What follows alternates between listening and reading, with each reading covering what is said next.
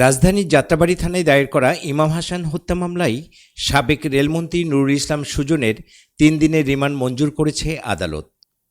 আজ মঙ্গলবার নুরুল ইসলামকে আদালতে হাজির করে পুলিশের পক্ষ থেকে 5 দিনের রিমান্ড আবেদন করা হয়।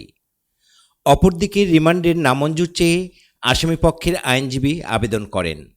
উভয় পক্ষের শুনানি শেষে ঢাকা চিফ মেট্রোপলিটন ম্যাজিস্ট্রেট আদালত তার 3 দিনের রিমান্ড মঞ্জুর করেন। গতকাল সোমবার রাত 10টার দিকে নুরুল ইসলামকে গ্রেপ্তার করা হয় বলে জানান ঢাকা মহানগর পুলিশের ওয়ারী বিভাগের উপপুলিশ কমিশনার। তিনি জানান, শেখ হাসিনা সরকার পতনের এক দফা দাবিতে বৈষম্য বিরোধী ছাত্র আন্দোলনের মার্চ টু ঢাকা কর্মসূচির মধ্যে গত 5 আগস্ট গুলিবিদ্ধ হয়ে নিহত হন ইমাম হাসান। উক্ত ইমাম হাসান হত্যা মামলায় তাকে আটক দেখানো হয়েছে। নুরুল ইসলাম 2001 সালে 8ম জাতীয় সংসদ নির্বাচনে আওয়ামী লীগের প্রার্থী হিসেবে পঞ্চগড় 2 আসন থেকে অংশগ্রহণ করে পরাজিত হয়েছিলেন।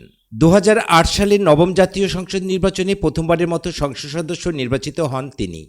এরপর টানা 3 বার সংসদ সদস্য নির্বাচিত হওয়ার পর 2019 সালের 7 জানুয়ারি তিনি রেলমন্ত্রী হিসেবে শপথ নেন।